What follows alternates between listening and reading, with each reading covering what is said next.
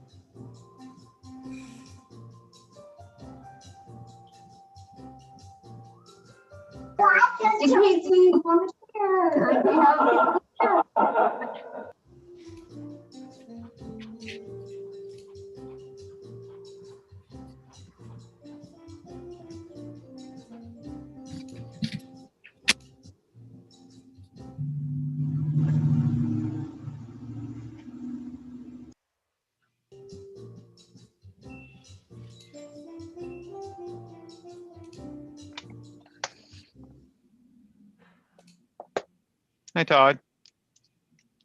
You got a Mike's email? Hello, Daniel. No, I did not. Is he not able to make it? He will be running late, so you'll need to chair until he gets here. Oh, Okay. I'm here. Oh, The good thing about chairing the other meeting is I can run it fast. Oh, there you go. well, you didn't have to drive anywhere either. No, I just, yes, I You just walk from one room to the next room. pretty much. I'm here, but I'm I'm having here trouble. too, but I don't see myself. Now, you Yeah. see your names. Maybe that's just as well. I see. So is there anything you can do? Can you turn on the other cameras for Susan and Laura? Or is that something they have to do on their end? They would have to do that on their end. They have permission to turn them on now, like everyone else does. So it'd be something just if it's available, they can turn them on. Is it the one where it says start video? Yes. Yes. Yep. Okay. Brilliant. There we go. Well done.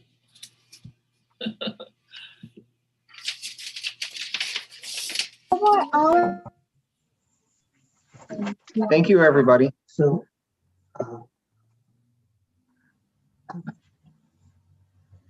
All right, so we have everyone, and 5 o'clock is just upon us. So why don't we go ahead and call the meeting to order? Could we have the roll call, please? Certainly.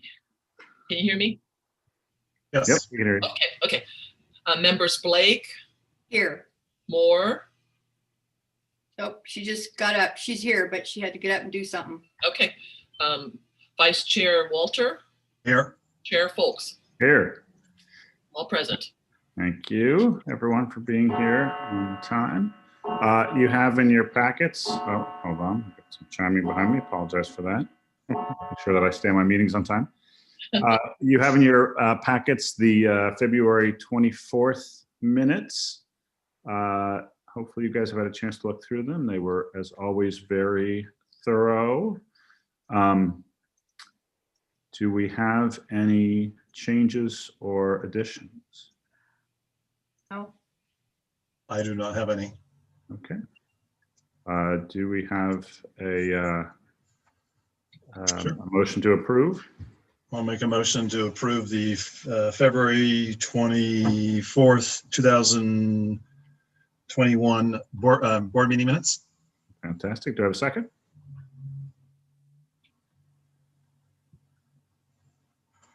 Laura, you're muted. I can second that. Okay, great. Thank you. Any discussion? Could we have the roll call vote, please? Okay. Members Blake, Aye. Moore, Aye. Vice Chair Walter, Aye. Chair Folks. Aye. Thank you. We'll move to oral communication. This is reserved for individuals wishing to address the board on items not listed on our agenda. Do we have any oral communications? No, we do not. Okay, great. So move on to board and staff announcements. Do we have any board or staff announcements? No Yeah. staff announcements. I have one. The museum contacted me and asked if I could send all the stories that I've written for the landmark homes so that they can be digitalized for their archives. And so I have done that. And I just wanted to let you know. Great. Wonderful. Any other announcements? All right, then we'll move on to new business. We've got our certified local government annual report. Hopefully you've all looked at it in your packet. It's very detailed, even showing how many meetings you show up at. Like, oh, good thing I showed up at everything. So with staff report, Yes, I mean, that's, so we do have the 2019, 2020 CLG annual report for your review. This does need to be submitted to the state annually as part of our CLG obligations. any questions on that report? I have one. One of the items that they ask about is any surveys that we have done. And I was wondering if the survey work that we did in 2019 on the 4 Cs would be applicable to that, or if because we didn't move forward with it, it doesn't count. That was captured in the previous survey. Okay, So the CLG survey window uses federal fiscal year, not the standard calendar year or the standard fiscal year. It goes from October through September. So it got picked up before. thank you. Great, any other questions? All right. And I assume that doesn't need a, oh, it does need a vote. Sorry, I just saw that. Yeah. I'm It's a reading, resolution. yes, resolution needs a roll call. Could we have a roll call vote, please? Blake, that's Blake.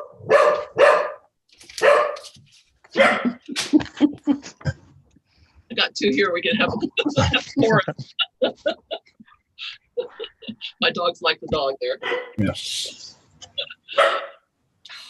All right, so, all right. Member Blake. You're voting on the CLG report. Oh, sorry. But- yeah. Trying to make my dog stop barking. Yes, I vote yes. Member Moore, Yes. Vice Chair Walter, Yes. and Chair Fultz. Hi, thank you. So, great job on that report. Thank you for all your hard work on it. Now we'll move to public hearings. We have 119 Alice Avenue, Tier 1 Historic Resource Alteration Permit. Road change. That's us. Okay. What's us? Now your cute face in there. And then Senior Planner Stephen Rose will be presenting on this item. Okay, okay. Mute now. Give me just 1 second to go ahead and share my screen here.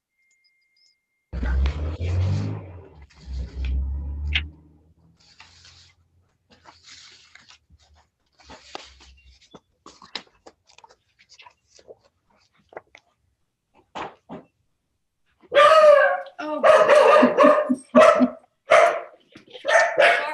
you guys, go. Corinne, can you double check my permissions?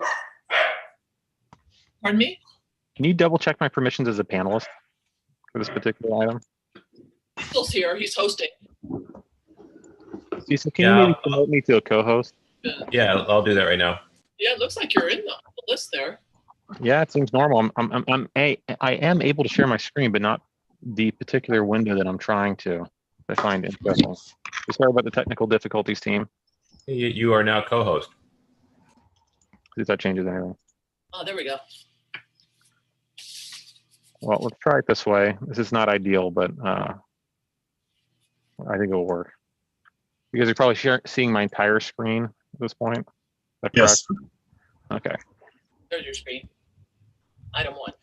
Let me just check, see how it's actually being displayed on Daniel's system here for a second. Okay, that works. All right. Well, that's a little bit atypical, but it'll work for me. So yeah, so thank you and good evening. Chair folks and members of the Historic Preservation Board. The first and I think only item on tonight's agenda is to consider an application for an addition and remodel for 119 Alice Avenue. So the project site, it's a 13,275 square foot lot located on the north side of Alice Avenue between Winchester Boulevard and South 3rd Street. The property is zoned R16 and is located in the Alice Avenue Historic District. As a matter of fact, in 1950, a kitchen and porch were remodeled, and in 2003, a 488 square foot family room and pantry addition were added to the rear of the first floor. And the home itself is known as the Robert Holmes House, and it's a bungalow with a craftsman influence, which we'll talk about here in a minute. The applicant's request would allow for the construction of an approximately 989 square foot addition, 884 square foot basement expansion, and the removal of 254 square feet from a detached accessory structure. So in regard to the plan, so this particular project was reviewed by the city's consulting architect, Mark Sandoval. And as I kind of walk you through each individual elevation, you'll see a set of 3 drawings that you're seeing here on the screen. The top exhibit, I've kind of enhanced it for the purposes of this presentation, but it highlights what's changing in red. And that's the existing elevation. In the bottom left corner are the versions of the plans that Mark Sandoval himself had reviewed, which was a prior edition. And so a lot of the comments he had provided in his report are now a little bit out of date, but it's important to keep in mind that the applicant's proposal seeks to address the comments and concerns raised by Mark Sandoval and hopefully in a way have improved upon the project as a result. And in the bottom right corner is the new or the proposed drawing. So if you were just to compare the existing conditions against the proposed conditions, you'd be comparing the top image against the bottom right image. And again, the bottom left is only for informational purposes, to trying to highlight the version of plans that Mark Sandoval had reviewed. So with that said, the existing front elevation of the home really has had minor changes that would be readily apparent from the street or the public interface. Originally, the applicant had been proposing more significant changes, removing, I think, modifying the front door, and as well as these the side window on the home, as well as changing these historic French doors up on the second floor of the home. But has scaled back that and is really retaining that intact. What you will see potentially, and it's more of like a plan view drawing that you'll even see it, is this area in blue. That's where the addition that would occur on the ground floor towards the back, and more than, I think it's like 30 plus feet back from the street, and 18 feet back from the face of the home. So, and it's going to be obscured by like a white picket fence in that area, landscaping and the like. So it won't be very apparent from the street. In regard to the east elevation, this is where we are starting to modify historic elements of the home, and it would be kind of evident in the removal of this one side window on the side of the home. And there would be a new window which would be punched into the second floor. For some reason, that highlight's not showing up on this drawing. There's a new window that's being added up here. Steven, I have to stop you. That bottom left corner. Hey, Jason.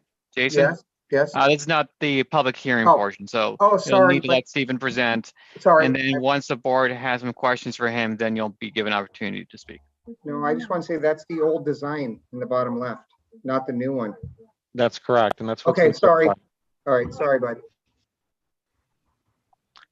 So again, as indicated, so we're focusing, if you're just comparing the existing condition against the proposed, you're looking at the top image against the bottom right image.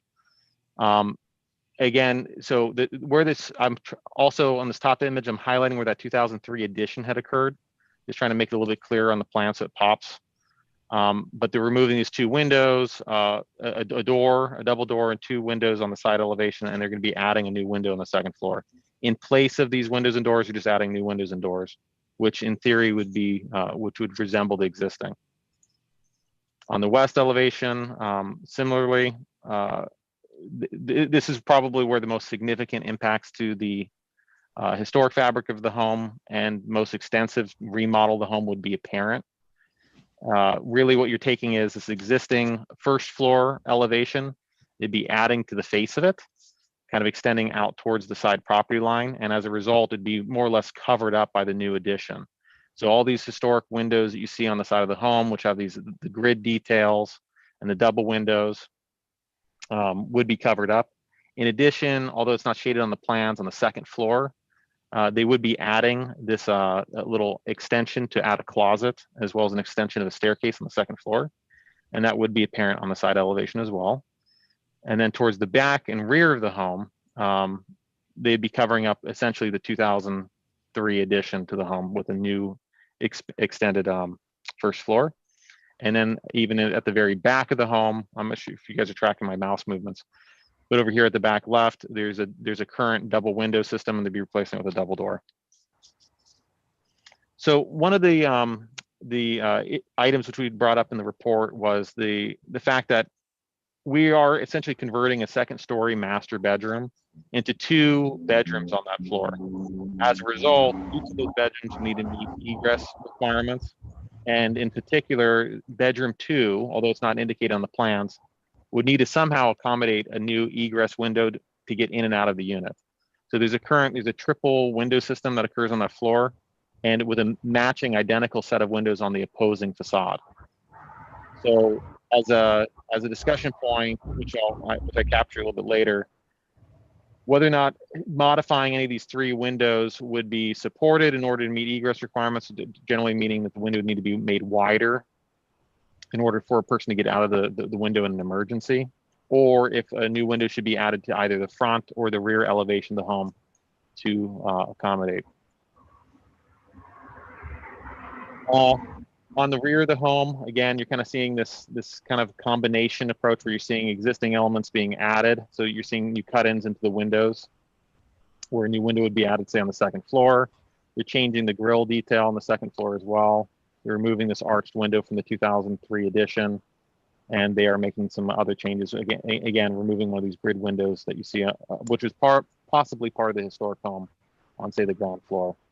And all this would be to provide a new extended first-story addition on the back of the home. Although it's not apparent from the ground, from the exterior of the property to a great extent, we would be expanding the basement addition, which is shown here. You will result in the placement of 2 additional light wells, which would cut into like landscape areas around the home. And this work itself could damage the foundation of the home, which is one of the reasons why we have suggested construction monitoring to be part of the project. And that actually brings me up to our key discussion points, which we raised in the report. And these actually also pick up on 2 points which were raised by Mark Sandoval in his report as well. The first is a generalized concern as to whether or not the proposed addition and proposed siding, as well as the windows, the doors, to what extent should those elements mimic or try to replicate the historic fabric of the home? So in Mark Sandoval's report, he is pretty much identifying a concern with the approach saying that, the siding is proposed to match. And oftentimes, Secretary of Interior standards and otherwise indicate that new additions should be differentiated somehow from the historic fabric of the home as to not mimic it. And so with the siding as an example, one of the conditions of approval that have been recommended by staff would require that the siding, the sideboard, the lapboard siding be either I think it's a 1/2 inch, I think it's wider, and I'm kind of covered up with the images on the screen here. But a maximum of 1 inch wider or narrower, no less than I think a 1/2 inch, and no more than 1 inch wider or narrower than the existing siding. And then the other dimension would be just playing with the depth, the thickness of the siding.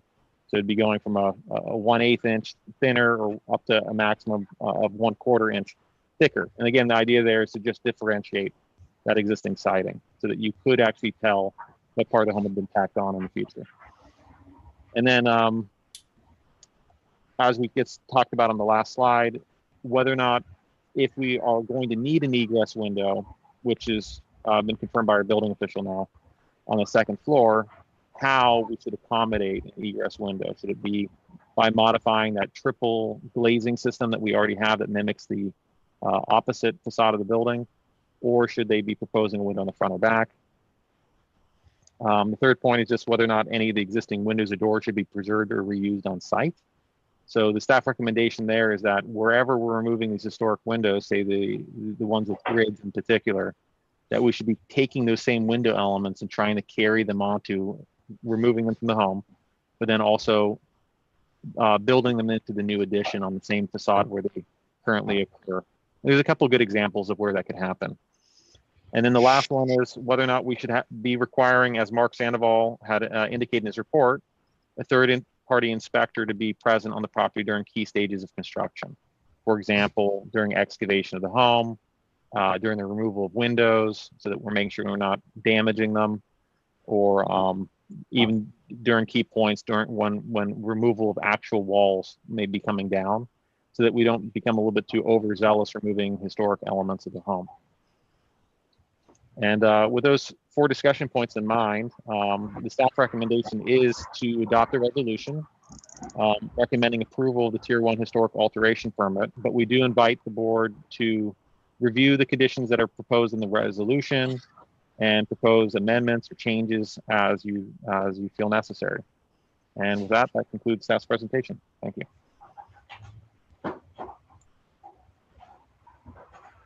Thank you. I think, Daniel, should we have go to the applicant and then have questions of the board? I mean, typically, these types of meetings, the board will question staff, Yeah, and then fine. you can open the public hearing. That's why I wanted to ask you, because I've seen it done both ways. All right.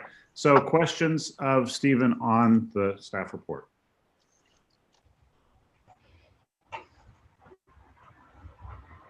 Muted. Todd, you're muted. I have a few questions for Stephen, if that's right.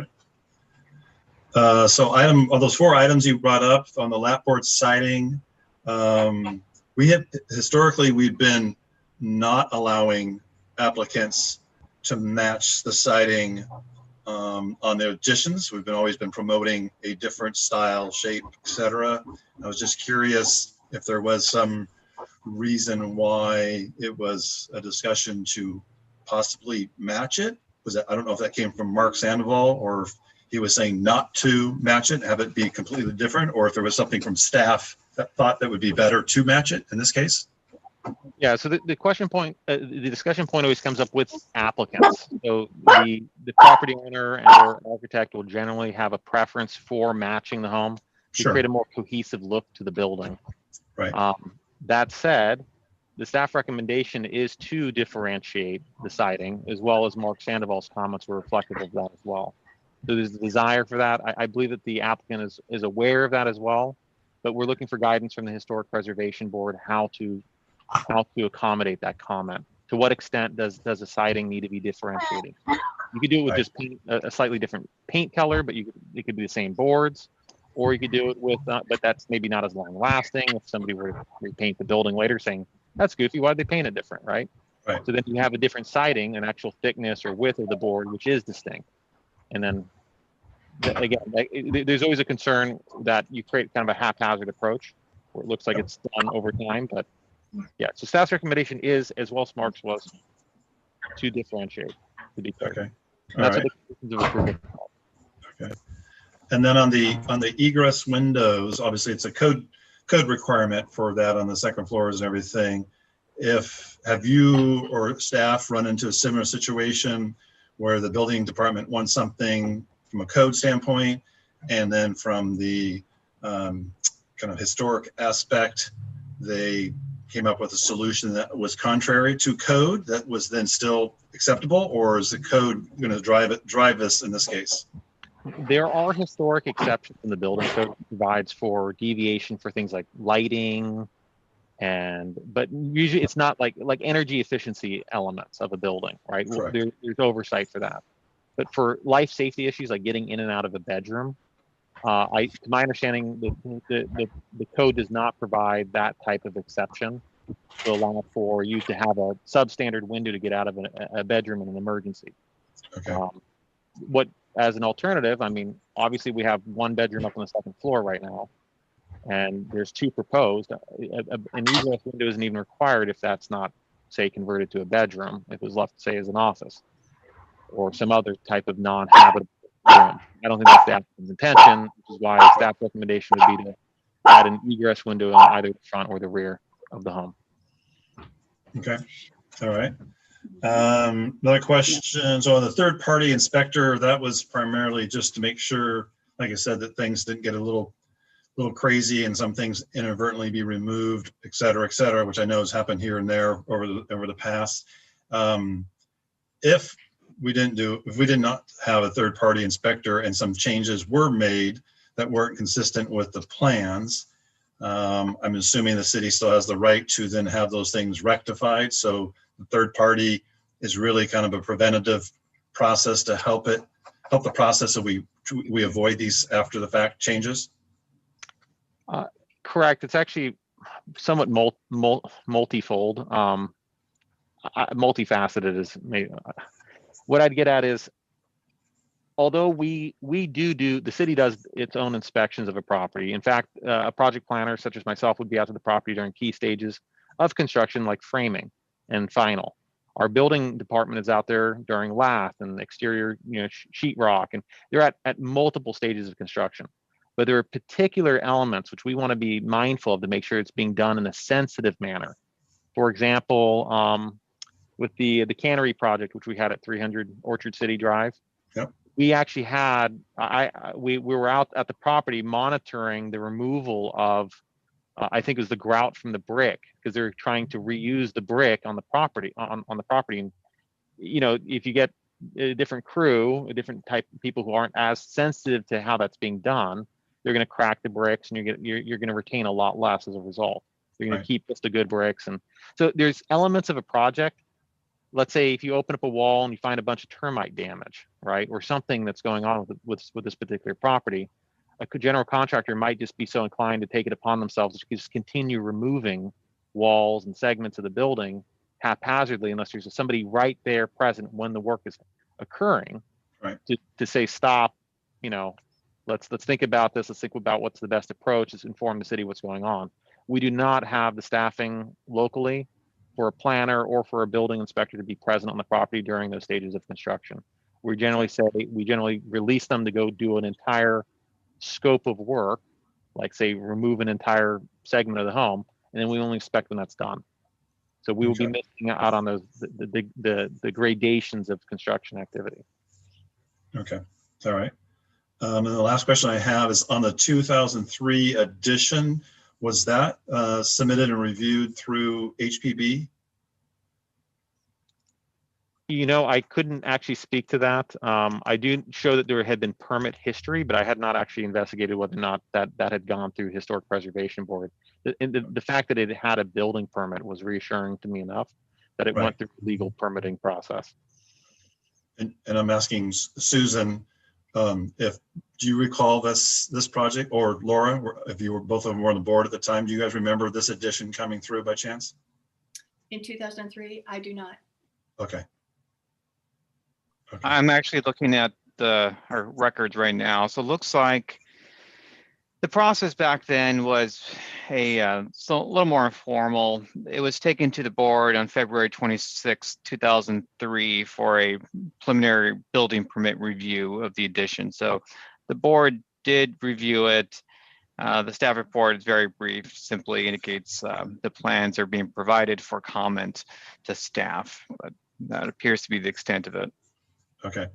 And is the siding on the addition, the 2003 edition, is it matching the existing historic siding, or was it different as well? That's my question. It is distinct, and I think Jason, our applicant, could respond to that more, but it is distinct from the primary home. It's a different material. In particular, I don't think it's wood. It's a cement. Yeah, it's like a hardy board, cement board. Hardy board, cement boards. It is a different material, right, but it does try to look similar to the home. Okay. It has a wood grain, but it is a cement board. Yeah. And Jason, they'll after they're done with staff questions, they'll invite you, but appreciate that. Okay. All right. Those are all my questions. Thank you, Vice Chair Walter. Other questions? Laura, you're on mute if you're. No, I don't have questions. Great. Susan? I have one. And it has to do with the proposed front elevation, which is the south facing addition. Could any of the original still remaining historic windows that are shown in photographs in the application be used? They're the smaller windows with grids. Could they be used instead of what is shown where there is a wrought iron guardrail? I hope I'm making myself clear. I don't have I don't have the plans in front of me. It's hard for me to talk about it, but I try to be as concise as I could in terms of what I'm asking. There on the proposed addition that is facing Alice Avenue, there are two smaller windows, and there's a guardrail below them, a wrought iron guardrail, if I understand it correctly. And what I'm wondering is if the remaining historic windows that were in the report could be used instead of the plain windows that are shown in the drawing. Does that make sense?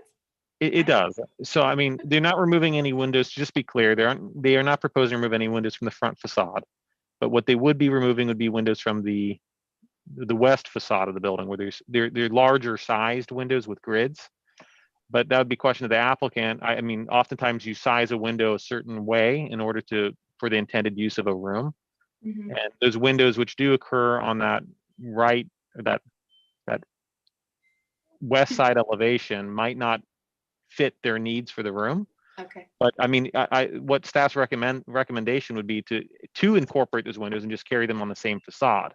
You could absolutely, if you didn't feel as if they were if the applicant or the HPB felt as if they can't accommodate them on that facade where staff has recommended, roll them over to the front side where they may be more visible from the public right of way. So that's actually a good comment you're making, because those windows would be more visible from the street side, and that might have more of a material benefit. Although I will mention that whole addition's pretty far back from the street, kind of like I have previously. I was just hoping to save those windows and reuse them. Understood. And that would actually be a question I would then say that would be one to save and also follow up with our applicant on. Okay. That's the only question I had at this time. Okay. Walter, did you have another question? Well, I was just trying to ask Susan if you were talking about the windows on the second floor? No. No? First Because I don't see windows with guardrails that you're referring to. No, they're photographs of 4 existing historic windows, original windows from the house. And whether or not they're on the building right now, I don't know. In the photograph, they were shown to be on the building. And what I was wondering is if those were going to be removed or have been. Oh, thank you. That's very helpful. Yay, that's the picture I'm after. So the section in blue, there is a guardrail at the bottom, a wrought iron guardrail, and these windows right here are shown as just plain glass. And what I'm wondering if they are small enough that you could use the historic windows that were shown in both the original proposal that came before us previously and in this application. And if I may, so the windows, which again, because all these historic windows would be remaining on the front of the home, where these windows might be borrowed from would be, again, from the west elevation. So we have these sets of windows here, these larger sets of two windows here, and there's another set of windows here. I'm not sure if these are the ones that you're talking about, but these windows could either be carried onto the new west elevation here. So you'd maintain those 4 windows plus a little window here in place of their set of 3 and these 2 windows you have here. Or we could take these windows and put them on the front elevation, which is being suggested now. And just to clarify, that wrought iron guard, that's for the light well. That's part of the basement feature below. So it's low, but it's not like an amenity. It's not part of the home. It'd be detached from the home and it would sit in front of the light well to protect people from falling down into that space. Good. Okay, thank you. Okay, great. If seeing no other questions, then Mr. Rose, I just had a couple. So for those, you mentioned on the rear elevation, the semicircle window that the applicant removed, and the changing of the slatted air vent there. Do we know if those are original features of the house? That's the addition. I know that's the addition, but were those carried forward? Like, were they on the back of the house and when the addition came out, they were carried out? They were no, they were new additions, and I could pull up that slide, but that just to answer your question succinctly, no. I mean, Okay. the arched window is an entirely new feature. Okay, got it. Okay. Okay, let me see if I, and if you could elaborate on the inspector, what, I mean, is it to make sure that that if windows and doors are being removed, they're moved correctly? Obviously, I understand that. For the excavation, is it the protection of the historic structure, or is there some concern that with that large excavation it could impact neighboring homes? Well, it could be almost twofold. Although the way that the condition language is structured as it stands right now would be during construction activities, we'd have somebody out there to monitor the removal of those windows. And, within any excavation project, you're going to have areas of dirt which are going to be removed around the perimeter of the home. They're going to have shoring and bracing. So you're going to have a pit up against the home. So the home is going to be almost floating, arguably on like stilts for a period of time with bracing, right? And that bracing is going to help support the foundation of the home to an extent. So this third-party inspector could be saying, the bracing methods and the shoring methods that we have proposed, we really should have bracing every 4 feet instead of every 3 feet in order to kind of protect that foundation. That's usually done though during the construction, the plan review stages, during the building permit issuance. We should be reviewing that up front. And hopefully our building department is catching that and being a little bit more cognizant of the need to be looking at it from a protective standpoint. It's not just something we could easily rebuild if that's a concern, right? We're trying to retain the existing fabric to the extent we can. So again, this third-party inspector, the way that the condition language is currently structured is not to review the excavation methods or bracing methods or shoring methods on the project plans themselves, but once it's already happening in the field, to correct any potential wrong movement or something not going according to plan, effectively preventing damage. Okay, that's helpful. Okay, so seeing no other questions for staff, we can turn it over to the applicant if they would like to present. Sure, folks, you need to open the public hearing. Oh, sorry, let me open the public hearing. Sorry, it's been a little rusty. I haven't done this in a while. Technicalities. So. All right, let's open the public hearing. I don't see a lot of the public here besides the applicant. So the applicant would like to present. Thank you, everybody. It's been a long time since I've seen you all, but thank you. I do have answers to a lot of your questions that may help out. So I want to start with the window removal. That I could see Stephen laughing. We've talked a lot about this, but the 2 windows that are being removed on the west elevation, somewhat towards the middle of the building, are new aluminum dual pane windows that the previous owners did. They're not historic windows. There is actually only one single historic window that we're proposing to remove, and it's one in my son's closet that is roughly 12 inches by 12 inches. Yeah. Any other window that we're actually asking to remove have already been replaced. There's only about 4 or 5 historic windows in the home, and we're keeping all but one. And if you go into the west elevation, if Stephen can pop it up while I speak, I can actually point those out to you guys to address the concerns with that.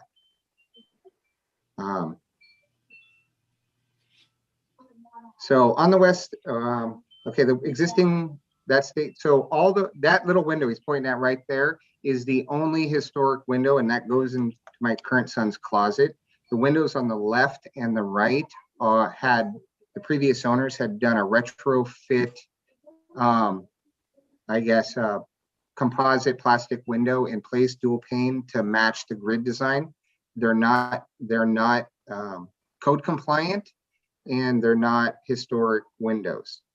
The windows on the same elevation to the back rear of the home that we're looking to change or replace with new doors, are also Gen Weld wood clad inside, aluminum outside, dual pane windows. If you go to the east elevation, Stephen. Yeah.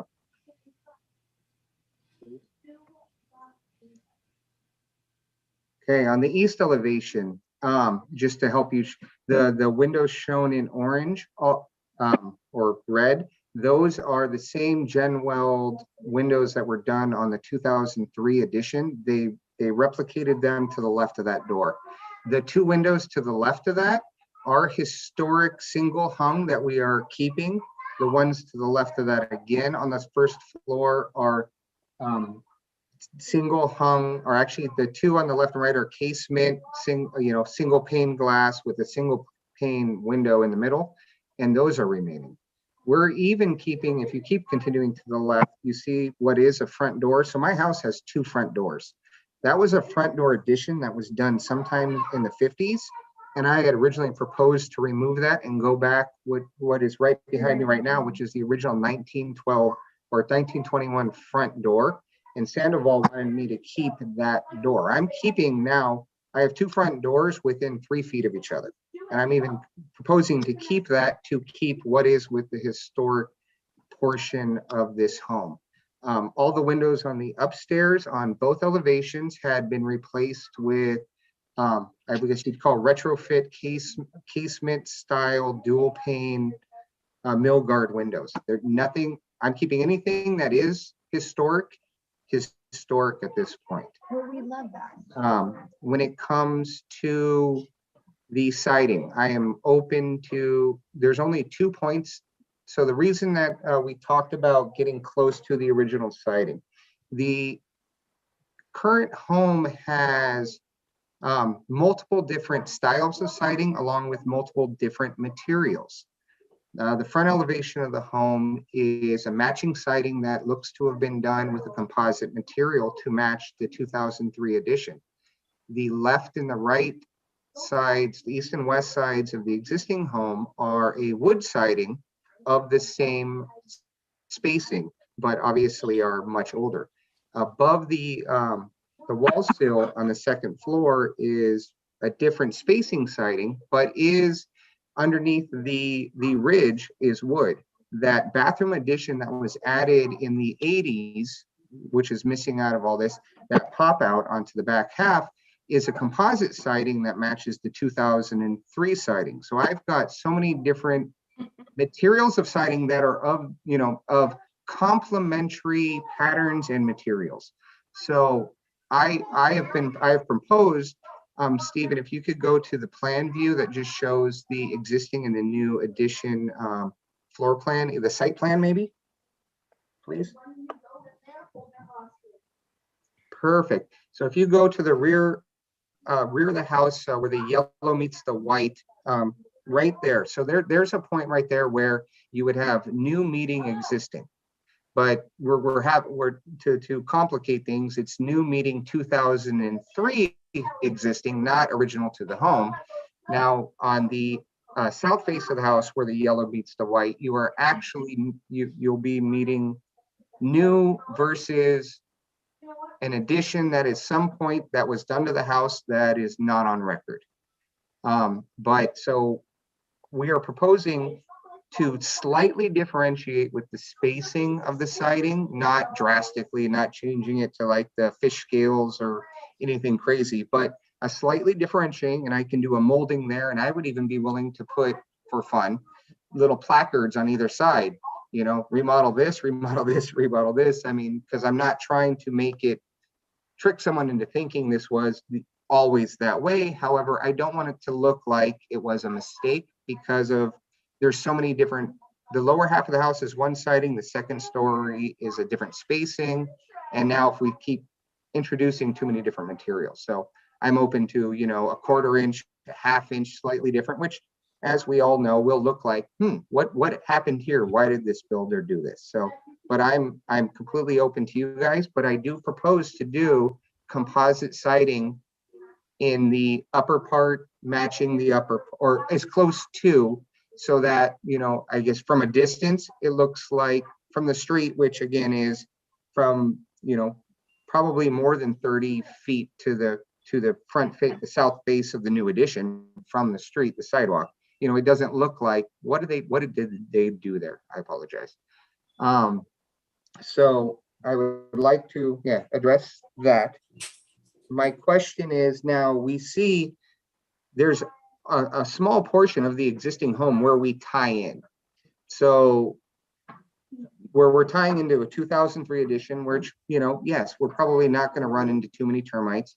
We're tying into an addition on the south face, but removing, we know we're already removing all of that wall between there. So when it comes to, are we going to, you know, with the framing plan, I feel like it would be obvious and overzealous if we just kept opening up more walls, because we're only going to open up as far as we need to, because if you look at how the layout of the exterior wall plan is, I guess what Stephen's concern might be, you know, with the floor framing, if there is more, but I do believe we are quite a bit below the amount in percentage, considering, as you all know, this is the second design that I've done with this house. As I met with you all before in October of 2019 with the original proposal of this, that we're willing to work with, and if it happens up that a lot of the floor is rotted, I'm going to bring it to the city's attention, because it's structural, and I'm going to be putting, as everyone knows, a lot of money into the home to do what I'm hoping to be able to do now. We are hiring and performing a geotechnical engineer to go through and do soil samples. They're boring down 40 feet to check water tables, to do all of that before we even finish the engineering of the basement. I am open to hiring, for my own sake, I'm in construction, of hiring a third-party inspector, Consolidated Engineering Labs, testing engineering services, all of them, because I want to make sure that, you know, we're going to have OSHA compliance we have to deal with the depth we're going to, that I'm going to want, that's something we're going to do. I'm going to be hiring more towards commercial construction type elements that have to deal with a lot more stringent than some guy coming with a backhoe to dig in my backyard. So I can show the contract when I hire them, because I don't want, I don't want something happening, someone getting hurt and something happened to my house when we dig adjacent to the existing structure. I've got 4 different companies already looking at it for the shoring, whether it's drilled piers with soldier piles, what we're going to need to do to be able to shore around the basement due to proximity to the house, proximity to the property line, to make sure that we're safe when we go in the manner of actually digging down 10 feet for the basement. So, anything, I would be willing to, again, put together a thing of what we would like to do when it gets to the building department side of what you want the third-party inspector to do, and they can work in conjunction with the Campbell Building Department, because we want this done one time and correctly. The windows on the 3rd story on both sides of the room are also windows that had been unfortunately replaced with retrofit windows. I had proposed to Stephen a couple different ideas when it comes to, on one side of the house, if we do change the spacing, make 2 windows instead of 3. If we needed to allow for code egress, because that will be my son's bedroom. Now, originally the home was 2 bedrooms upstairs. There was a dividing wall upstairs. What wasn't original to the home is the existing bathroom on the 2nd story. That was an addition that I had drawings from the previous owners when we bought the house. It was done in the mid-80s. So it was always originally 2 bedrooms. They turned it into 1 to turn into a master bedroom. So I'm more than happy to use the same clear opening space of that window if we have to just make it into 2, or even have a smaller relight in the middle. But I'm really open to your guys' feedback on that. I know Stephen had done a proposal to possibly put a window in the instead of the rear closet to my son's room, but you know, I'm open there. Just sorry, going down my notes. I know it wasn't touched, so I'm assuming everyone's okay with what was the addition that was done to the rear structure of the home. We're actually just removing a addition that was done to it and putting it back to original, including the original window that still is in the wall between two rooms of a ADU structure. So, all right, any questions of me?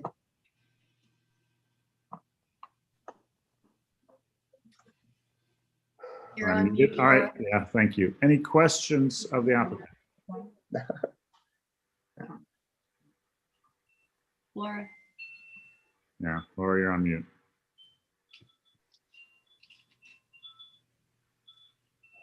You're on mute, all right. Susan, Todd, any questions?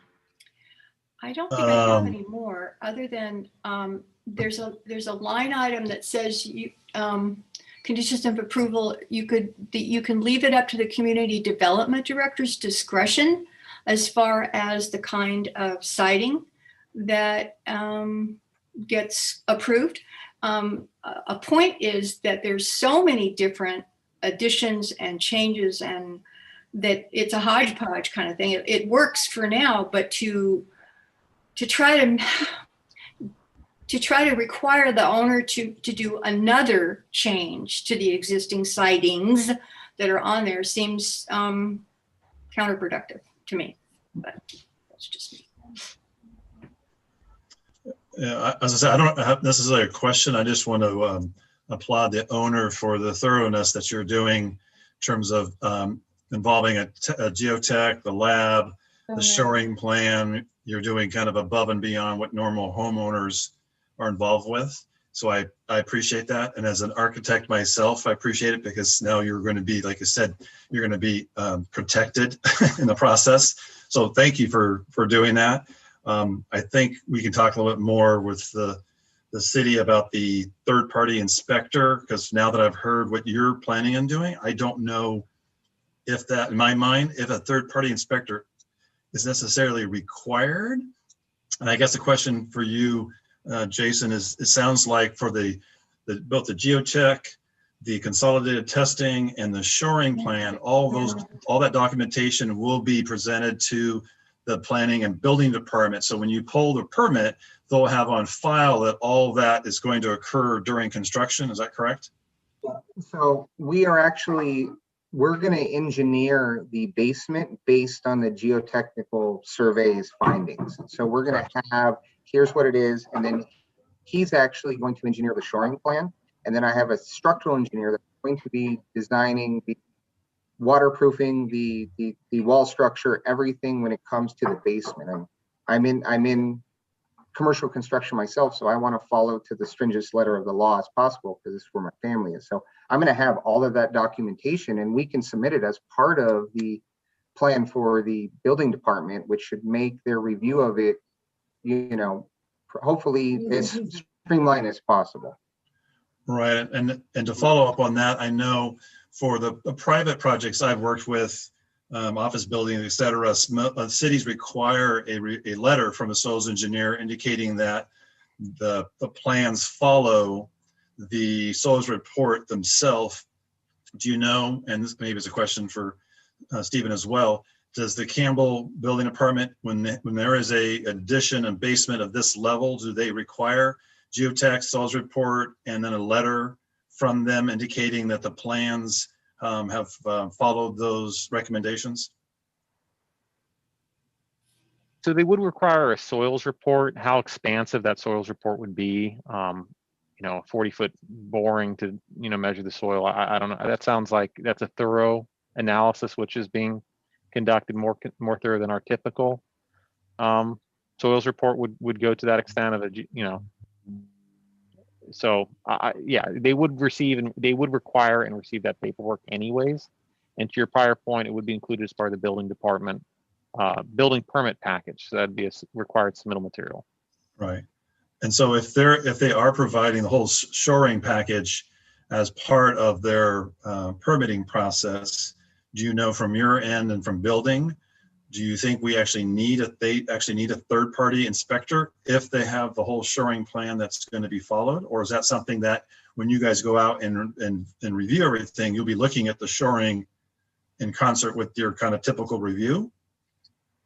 So again, I would, there's two parts of this. There's the building permit inspection stage. So when we're reviewing the plans Right. to allow for the construction to occur, that analysis will occur either in-house or through a third-party building permit inspector. And that'll be very thorough and well thought out. The reason why an inspector could even be warranted would be what happens when you encounter unforeseen circumstances. Let's say you're shoring up the home, or you've removed that 10 feet as discussed, and you see all this rotted wood or material or foundation of the home, and you're bracing that, and certain executive decisions are being made in the field, which our inspectors will not know about until much later, right? Now, there is a degree of trust, and I'll also mention we've had projects go through without oversight that have gone very well without any real major concern, right? We've had other projects done by just a different, construction team that didn't care as much about the historic preservation so much as completing the job, right? And they just applied typical residential construction methods in their project. And if they damaged something, they would just plan to repair it at the end of the project, right?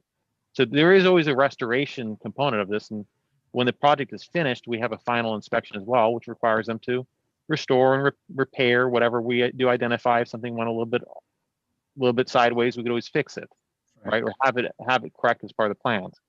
What we can't fix is if something gets removed, we can't unremove it. We can only try to patch it back to the best we can. So if you want to try to prevent that removal to occur in the first place, and that's a what if, it's not a guaranteed thing. It doesn't happen all the time. Right. That we do not provide that level of oversight without a third-party inspector. Correct. I guess for me, I'm a little confused on that whole idea because Todd, I just want to make sure, since we're in the public hearing, are any other questions for the applicant before we close the public hearing? Other question is, so back on the siding. So right now, what I'm hearing is you have somewhere in the neighborhood of 3 or 4 different types of siding and sizes. Is that correct? So there's 2 different spacings of sidings.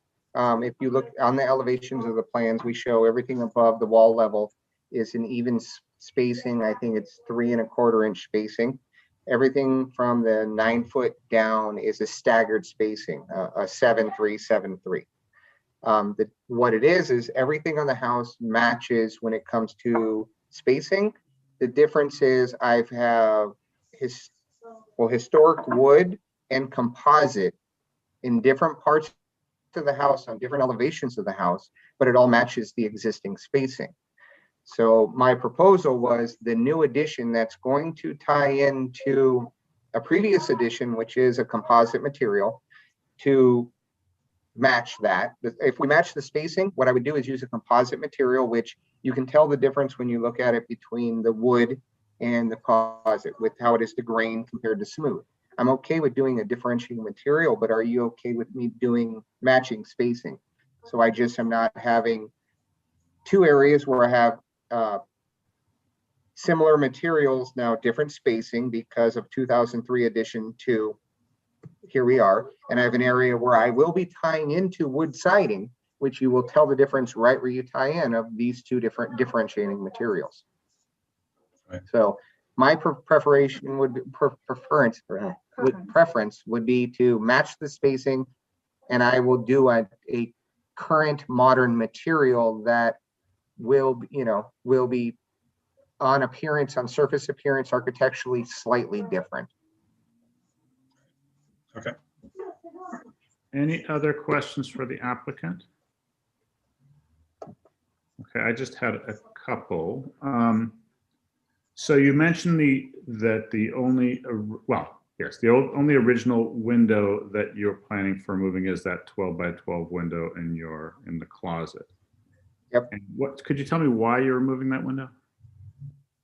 If you went to the plan, it's because it's that west face of the wall is pushing out towards the left or towards the west, and it's not a single hung. It's literally a 100-year-old just tiny casement window that was to light a closet.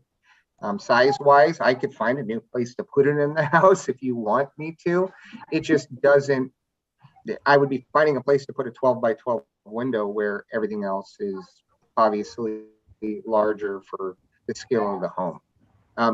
It's only a window, again, 5 feet up off the ground with a sill that it to light up an existing closet. It's actually in the photos that Stephen has showing the west elevation of the house. We could point that out if you went to the photos of it. And then we did, it's been repainted, but again, we actually have I will say we have a similar one on the interior of the house. It's a charming window, but there was I told you there was a part of where we're tying into. So right there, that one window in the center is the only historic window we would be removing. The windows to the right, if you see how that roof sheds and it no longer matches the same roof pitch, that is an addition to the house that happened at some point in the time.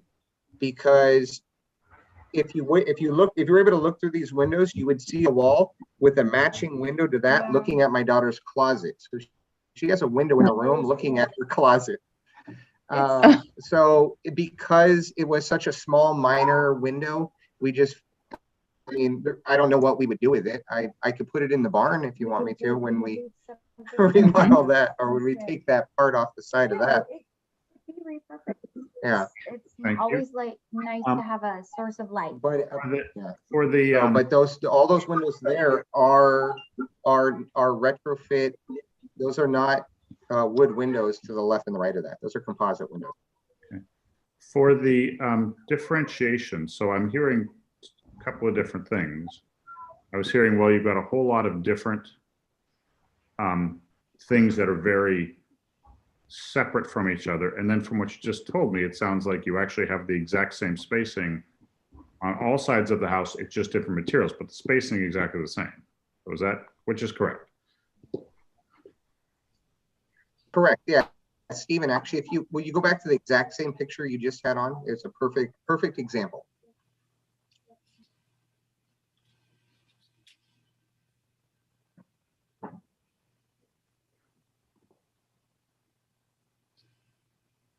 Okay, so the first floor all around has that same spacing, different material, same spacing, and on the second floor it has the same spacing, different material. I'm okay. Yeah, so second floor all has the same spacing. In this whole section, this elevation of the house, all of it is old wood siding. Okay, so what I meant is right above that architectural reveal, it goes to a constant spacing, but everything below that is a staggered. Mm-hmm. So this is the new portions of the home the newer portion of the home is done the same, but with a composite siding. So that's where I was saying I already have two different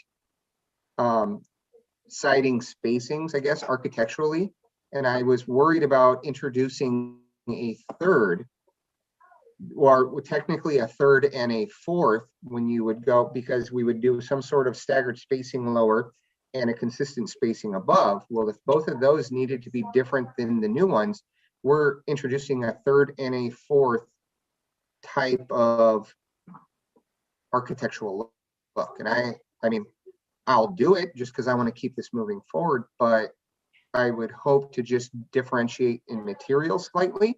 And I would do slight variance, maybe even if maybe a 1/4 inch, a 3/8 inch, slightly different spacing. So when they do come together only at 2 points, right, which is a perfect 90-degree intersection, you would see it right there. But from a distance and looking at the house, from a view, you wouldn't, an untrained eye would not notice, hey, I wonder why that's slightly different than that. But if you walked up to it, you could see, hey, this is different, which I think meets the Secretary of the Interior's intent on differentiating. I don't think they want us to have, you know, and I don't want the Winchester Mystery House more than I already do.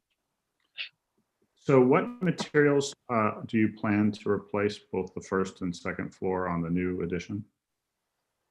On the siding? Okay, so that if in the top right picture where Stephen's showing, I believe that material up there, right where those crosshairs are, is already a composite material that was done at some point. That I don't believe that is wood, and that's a consistent spacing. So if it's composite, I was going to up there, which is infilling a 1980s remodel. It's only that corner right there, with a similar material of similar spacings.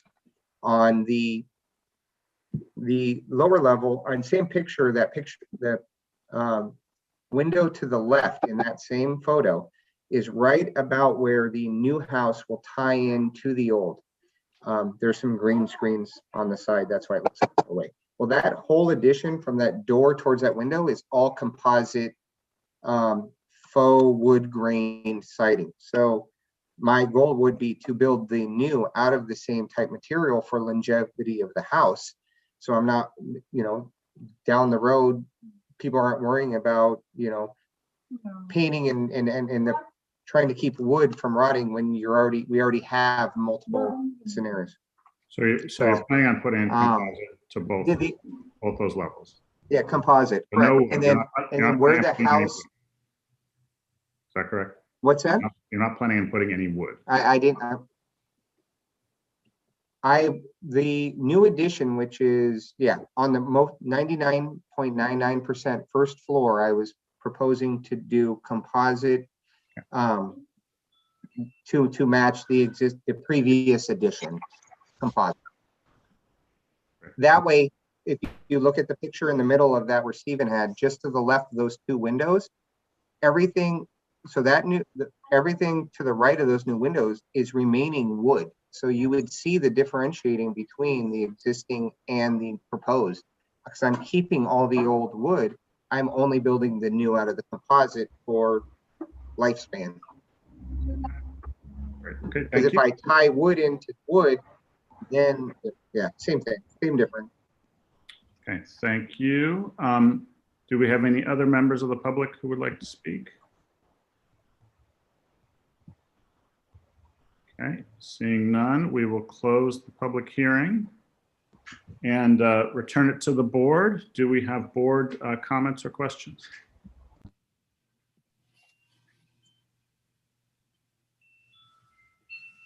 Wow, quite a group today. So I had one.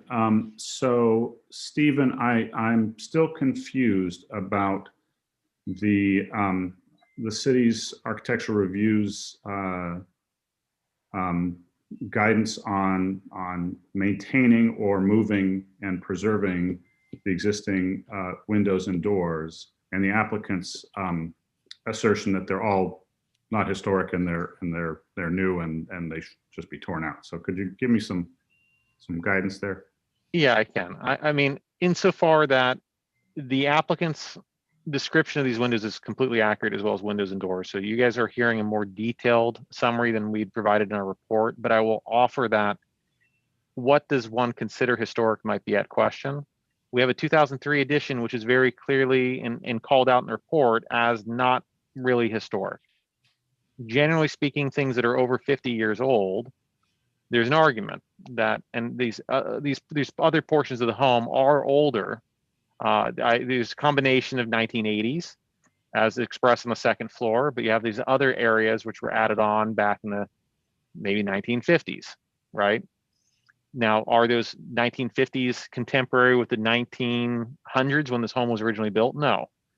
So you have a degradation of ages of these windows, and which windows are worth preserving and which ones are not is a question to the board. Which ones do you consider historic based on what you just heard described?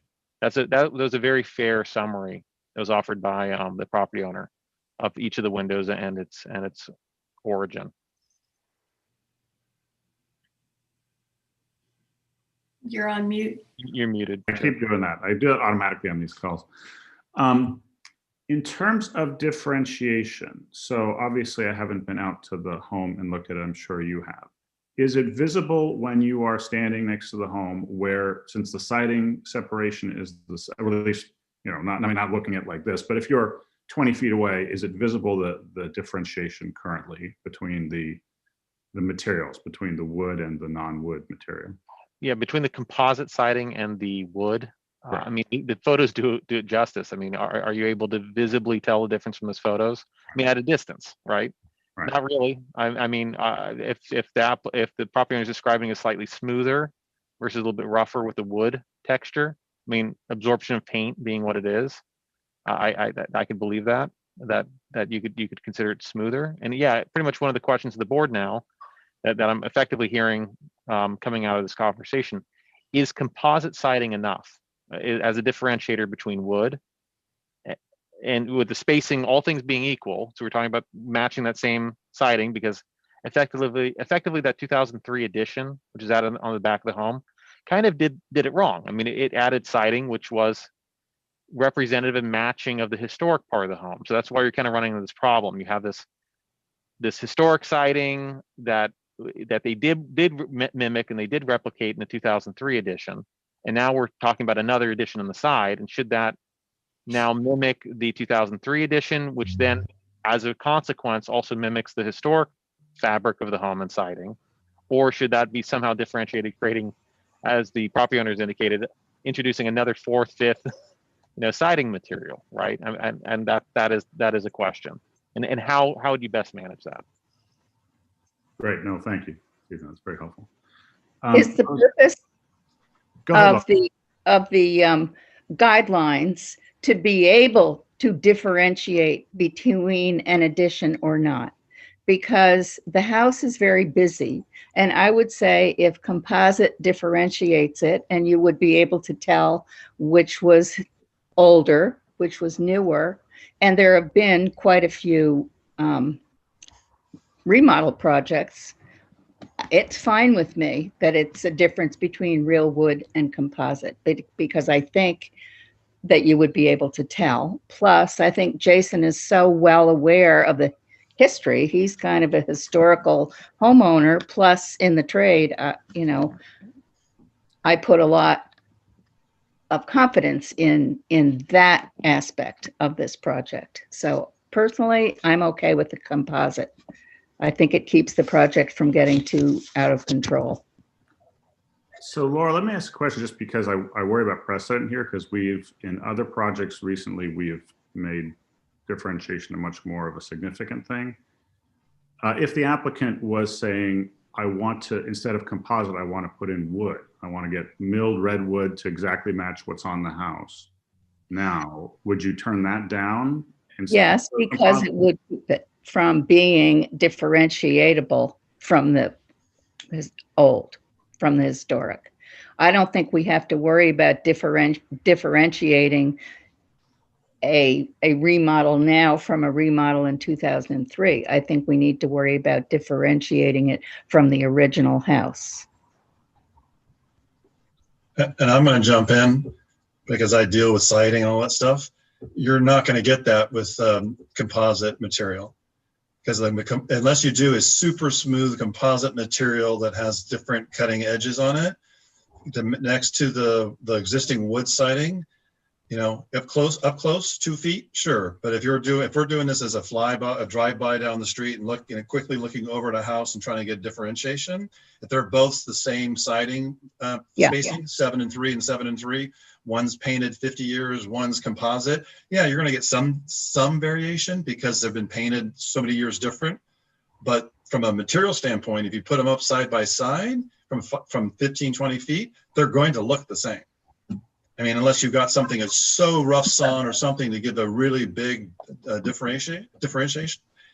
So I guess we get to the purpose of having it differentiated. Is it for the purpose of looking at it as you drive by, or the purpose of understanding the building and its history? Both. I mean, what we've been doing so far is that we haven't been requiring a certain type of material on the additions. We've been requiring a shape and size to give differentiation. So I too don't have a problem if the addition is going to be a cement composite material.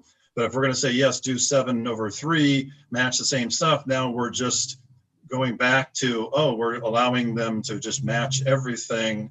And then all the previous meetings and discussions we've had, we've told people you can't do that, even though he's got, you know, historic and recent stuff. So I'm only concerned that, because especially part of the building house you're going to see from the street, a big chunk of it you won't because it's on the side, but you're still going to see at the front. And if that addition has a 7/3 composite material, when you drive down the street, it's going to look like the same as the main house. And it's going to blend in. It's going to look like it was all part of the original building.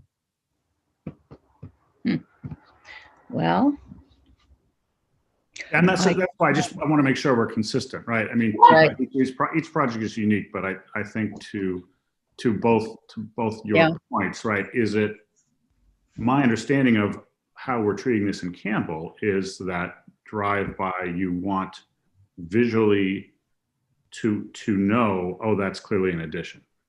Obviously, every applicant wants it to look seamless, right? And we've dealt with that quite a bit. And I just want to make sure we're not picking one project and saying, okay, it can look seamless because we have this other criteria, and the next project say, no, you have to differentiate. And that's why I asked about the wood issue, because to me, you know, it almost, right, I guess if you keep going down this road, it could be, let's use cheaper / more durable materials, because then I can match exactly versus using the less durable, more expensive materials, because then I'm going to get dinged and have to make it look different. So that's my worry. And it's not about this project. It's just about what we do as a, right. What would a consideration of a different siding be? Right. Like, well, yeah. What's the criteria? Because again, we just did one of these where they wanted to match and we said no. So. Right. On Alice Avenue. Right. On Alice Avenue. Yeah, exactly. So. Yeah. Right. And I know, Jason, you want to ask stuff, but we have to have our internal discussion first, so we can pull you back later. It's just our legal thing. Yeah. 2 seconds. So I don't know. Sorry, Jason. Yeah, just hold on. We'll be there.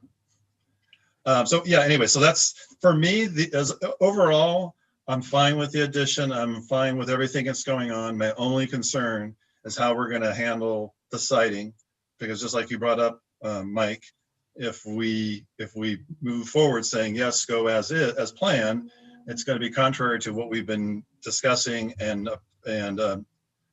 dealing with for the last 10 years of our reviews and things like that. And if I may, I might suggest, so I had some discussions with the applicant as well as the architect and team early on. That's when we were kind of dabbling, we were talking about this very issue. It's very nuanced, the fact you have this 2003 edition, which kind of matches that existing fabric of the home, and you have this new edition, and how do you handle that where it's occurring mid-span in the middle of the historic and the old stuff? That's why these discussions of maybe markers in the grounds had come up. Is that sufficient? I mean, what is the purpose, right, of it's both. It's to differentiate it so you can see it, and so that you can maintain that historic fabric. Another approach, I mean, this is a major addition and remodel of this home. Was almost at a point teetering on new construction. And there may be an argument that 2003 edition siding maybe should be differentiated as well as part of the project. That's an additional cost to the applicant, granted. But then you could result in the removal of one of these additional siding materials, which is a concern. And we could carry a consistent second siding material across the, so you'd have the historic part, and you have a new siding, which would be carried over the new edition, as well as that 2003 edition, removing that siding as part of this project. Now, that is an additional cost consideration for the board to consider. Correct. And that's why I was remiss in suggesting it the first time. Yeah, and that's why I didn't bring it up either, because I knew that I wanted to be like, oh my God, that's $30,000 I've got to spend to fix something after the fact. But with that said, my take is that the 2003 edition, although it looks great, works, function, everything, it was still a mistake in terms of how it was handled, because it should have been a different altogether. And because because of that, I don't think we should just say, oh, the new addition can match that addition because it's already there and now it's there. I'm looking at it as I'm comparing the new addition to the historic house, the historic fabric, knowing that there's a blemish on one side that wasn't fixed, but I can't deal with that or do with anything about that right now because that's not part of it. So for me personally, the new addition needs to have a differentiation, just like all our other applicants. So we're being consistent down the board. Any other board comments, discussion? No. I see that disparity, and I do think I agree with, making it different, whether the 2003 is different as well, but I do understand the conflict. So so the only comment I had, it would be nice to preserve that 12 by 12 original window someplace, or at least not have it destroyed. Other things on the third party inspector, I kind of feel like as long as it's I think the applicant has enough of a desire to keep it there that as long as the city's comfortable with the plan, right, that they have. I don't know that that's an expense that they need to do. Again, given all the other things that they're going to have to be complying with. So those are my thoughts. I know. Since the public hearing is closed, if anyone has a question they'd like to ask the applicant, they may. Otherwise, that's the only venue you have for the applicant to say anything. So, if anyone would like to ask the applicant a question, you're welcome to. Well, I'll ask the applicant to join us to then give us a response to whatever he wants to say. Yes, what's your Okay, question? thank you guys so much. So I do understand the conundrum of the different, or the sightings, the different materials at different times. As I opened earlier and to try and shorten and make this easier for you, I am okay with changing this spacing. It's going to be obviously on your guys' part of how much is an acceptable amount that makes it different. Like I said, if we had a 3.73 and I went to a 3.5, 6, 3.5 spacing, when they butt up to against each other, you're going to notice that. But yes, if you drive by the street at 25 miles an hour, are you going to see it? No, but is that a realistic expectation on who's looking at a house driving on the street, go, oh, hey, do you think that was an addition? I'm willing to work with you guys. I just don't and I think that we could find a middle ground of, okay, fine. You know what? Joe Blow walking down the street, jogging with his dog's not going to notice it. But this addition also is 35 feet back from the house. So the only time that anyone's ever going to come up to the point to see it is they're in the yard. They're either a guest or the homeowner themselves. And I'm willing to do that. So again, if we can come to a common happy ground of let's just slightly change the spacings, I will, it'll be a condition of approval. I'll have it on the building drawings and we'll move forward. This is Yeah. So I think that can help put that to bed because you are making me do differentiating. Sure. Does it have to be drastically reduced, changed? I understand. We're so thankful. Yeah.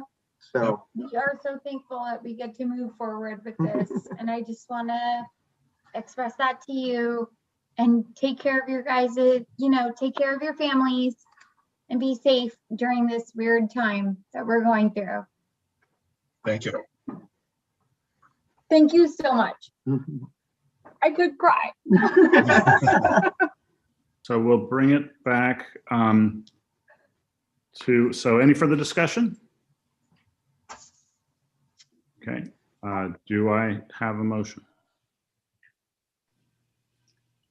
So if I can recap what I hear. So far I've heard that, Mike, you want to save the 12 by 12 window. We've all talked about, and it sounds like we're all in agreement that having some differentiation in the siding. Is that the only two pieces that we want to make sure are covered in our approval? Perhaps the need or not the need of the outside inspector. person. I too, personally would defer that to the city if they find that it's important to have that based on not necessarily historical needs, but for building inspection, quality control, et cetera. If they don't have the manpower and the ability to do the inspection that's necessary to make sure everything's done, I think that really should be a call from the city. Me personally, from a historic component, I think the owner is putting in a lot of things in place than we normally receive from homeowners to make sure that it's built properly, safe, et cetera, et cetera. So yes, I don't need the third party component as part of the resolution myself. So does that capture? And so the only thing back on this, on the siding for the rest of the board, do you want a specific siding type identified? Or are we going to say that we want a different type and we will leave it to the applicant and the city to look at and confirm what siding would be appropriate to give differentiation so that they can do a mock-up if they have to, show materials, whatever. We had one applicant a year or two ago, we asked them to come back and show us the material that they were planning to use, and et cetera, et cetera. So do you want us to put that in the resolution? I think the simpler the better. If we could let the city take the lead and work with the applicant to differentiate it. Okay. So I will, let me pull up the resolution and I'll see, take a stab at it here. Tier one something. And if I may, there's actually a fourth bullet point, which we should also touch on, which has to do with the egress window on the second floor. So the conditions of approval right now would limit that window to occurring in the placement of the closet on the rear elevation of the building. So understanding the historic nature of those windows, if that has changed the opinion of the board, whether or not you have any feeling about changing this triplicate set of windows on that west facade and how that matches the east facade of the building. If you're comfortable with a change to those three windows to allow two larger egress windows, which would be code compliant, then you could just change out the windows in place. If you want to retain an egress window on the south elevation, or the rear side of the home, that would need to be stipulated in the conditions. Again, I'm fine with adding the egress window in that bedroom on the west side as proposed, because safety is a factor. Health safety issue. Yeah, and again, the windows over there were not the original. Those were, sounded like those were ones that were probably done more recently. So they're not necessarily the 50-year-old per se historic. So I'm fine unless somebody else has something else to retain, have those egress windows included as well. Yes. And then I'd add maybe just one other conversation point for the board's deliberation right now as we're moving into the motion. For the siding material. So what I'm hearing is that there's a general consensus potentially on requiring a differentiated material, but that this 2003 edition would then be differentiated again from the historic fabric of the home, is what I'm hearing. It would be differentiated because the 2003 edition tries to mimic the historic nature of the home. So the condition language could be made flexible. So if the owner does have a concern with the, multiple materials or sidings on the home, to then at their own discretion or in the future, modify that 2003 siding to match the new edition that they're making now. So that you're providing them that flexibility that if it is of a significant concern, they could take care of it of their own dollar and on their own dime, but it wouldn't be compelled to occur as part of the project entitlement. Okay. I would agree with that. Yes. Okay. Okay. All right. So let me take a stab at this, see if we get this right. So I would make a resolution that now on this, there's attachment 1 that says resolution number 2021-XX. Is there another one with an actual number?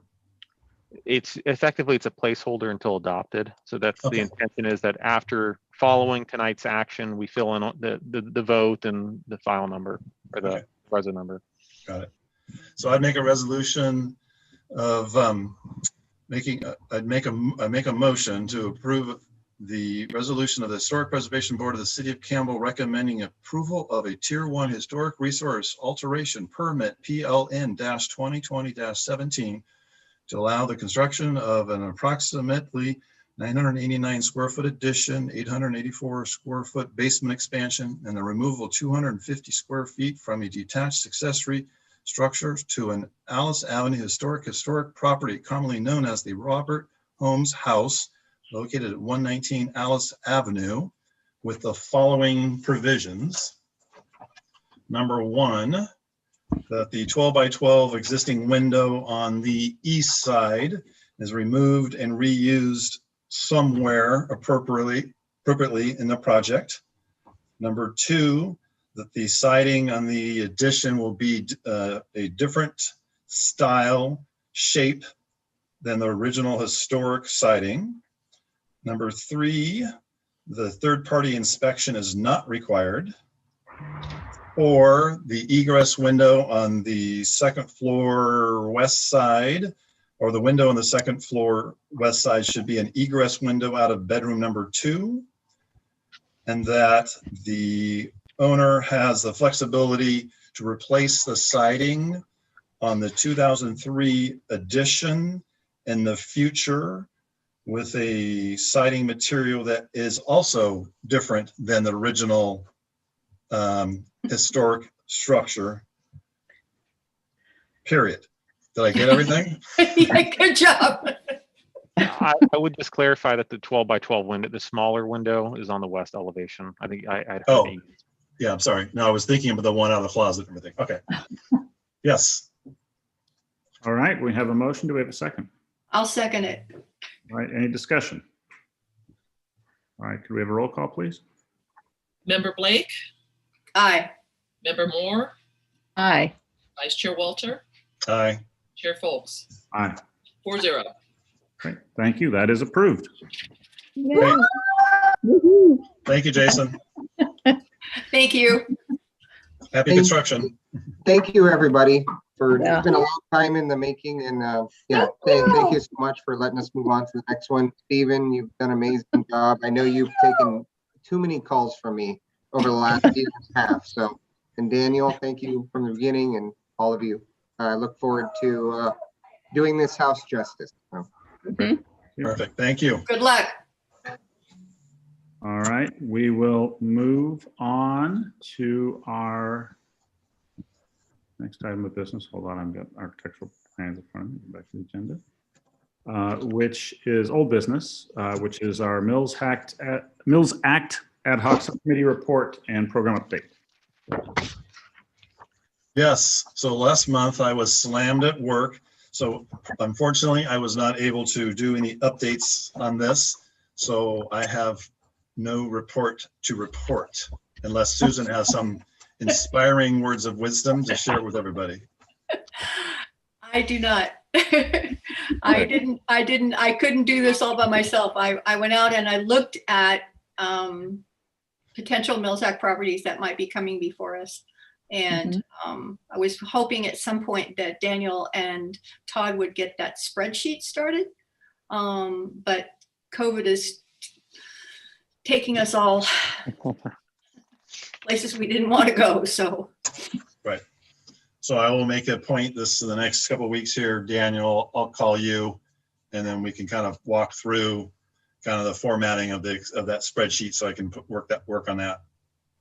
Yes, and in the immediate term, we actually have 3 Mills Act applications currently in review. I've also been slammed with other work. We've lost our planning technician. She resigned effective last week, so we're now down 2 planners.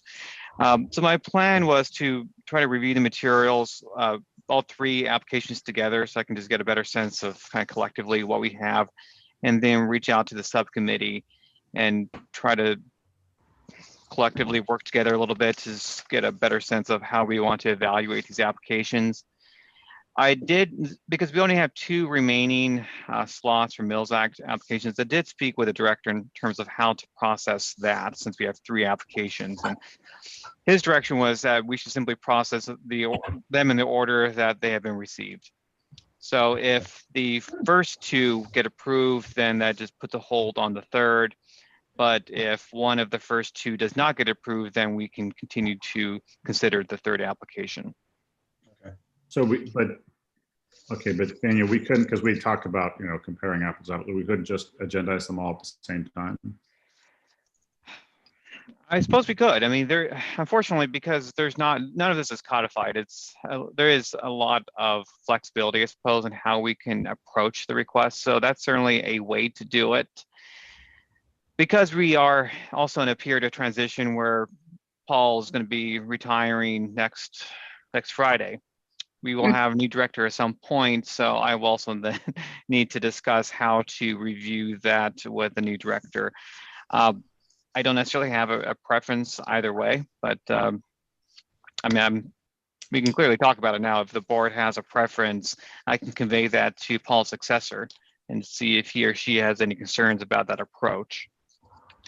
I guess my thought is that, especially if we're going to have to say no to somebody, I'd hate to say no to the best project. So, and right now we're not going to be able to get any new ones until we finish our work here. So it's kind of a chicken and egg. We need to finish our work so we have clear criteria for the public and for us. And then we need to go to the city and try to get some more, especially if we use up our last one.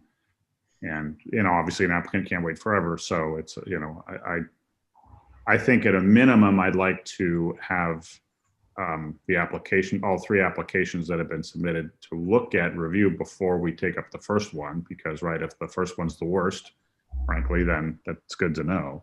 And if we can't agendize them all at the same time because of just staff constraints and the time it's going to take to process them, then it'd be at least seeing their applications when they come in, so we can peruse them and get a sense of, what we're comparing, right? Assuming they all meet the criteria, we still have to count the losers at this point.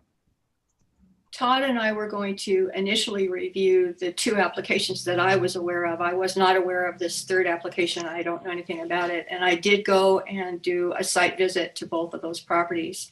But I haven't had a chance to talk to Todd about it. And we can bring, when he and I get a chance to look at the applications more thoroughly, in the pre-application review process, perhaps that would be beneficial. I don't know if that would work or not. Or if where are the 2 that you've looked at? 73 South First Street and 51 Alice Avenue.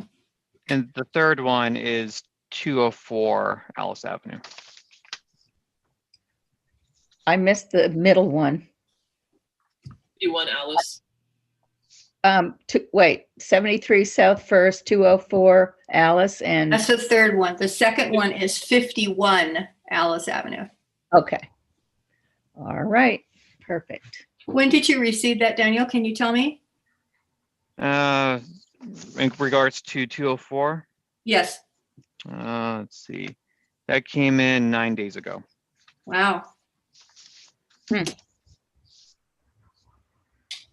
So Daniel, why don't you just, with the desire that we don't look at these in a vacuum, see kind of what response you get from the team there. And I think, I did appreciate the work plan you put together. I thought that looked great. So I think it was really detailed on this particular item, which is helpful. And then, I think for our next meeting, assuming we don't have another. Now, this was the controversial one, right, Daniel? There's not another controversial one coming up? Well, actually, we have 3 historic resource alteration permits on Alice right now, currently under review. One is fairly routine. The other 2 are a little more complicated. So that'll probably 2, maybe all 3 will make next meeting, probably just 2. But so minimally then, the Mills Act applications, we won't be looking at those till at least the May meeting. Well, I think from our subcommittee perspective, maybe if you guys can find a little time to work on that, if we have two big applicants for us next meeting, we may not have enough bandwidth to go through it in depth, but if we could kind of be ready as a board to tackle that, because I do think the more, and frankly, as staff, I might suggest that the people who have their applications and watch our meetings, right? Because I think they're actually pretty instructive of, what they should be focusing on. And you want people, I do think part of this whole process is to make it really transparent. So people feel really good if they have a good application and they paid that, that fee to the city, that they're got a good chance of getting approved, as opposed to just a black box, which I think it's been historically. So. And if I can add, in the application form, and again, I'm looking at a copy from a few years ago, unless it's changed, we have a priority consideration worksheet that's part of the packet, so that even though it's, everyone submits their documentation, first come, first served is not a priority in the consideration. It's based on all the documentation that they provide. And it says in here, the following 4 criteria are used by the Mills Act Historic Property Contract Historic Preservation Board to evaluate each contract application and to prioritize and rank them. And then, so to your comment, Mike, right now, if we get 50, we still look at all 50 and rank them for 2 spots. And so if that helps you, Daniel, if that helps you, Daniel, in terms of going back to both Paul as well as the future director, to say that per our process, it should be a ranking system anyways. Yeah, that does. Honestly, and given the time too that we have with Paul, this will really be his successor's decision. Right. All right. So I have tried to block out some time next week to review those applications. So I'll package them together and then I'll send the materials electronically to the subcommittee. And then we'll try to schedule some time for the 3 of us to discuss. And then with the idea that if there's any deficiencies in the materials, if we need any clarification, we can get that from the homeowners. This way that when we eventually get to a formal hearing, we at least have complete packages, and then we can simply discuss them on their merits, not the fact that they're lacking information. Perfect. That'd be great. Thank you. Right. Wonderful. All right. I think that close out the Mills Act. So no other business. We will adjourn at 6:40 until April 28th at 5 p.m. Okay. Thank you, everyone. All right. Thanks, everybody. Good meeting. Thanks. Evening. All right. Bye-bye. Bye. Get vaccinated if you haven't already. Done. Yeah, I got my second shot tomorrow morning. Good. Yay, good, good. All right. Have a good night. Good night. Good night, Good night. Corinne. How do you get out of this? Stop.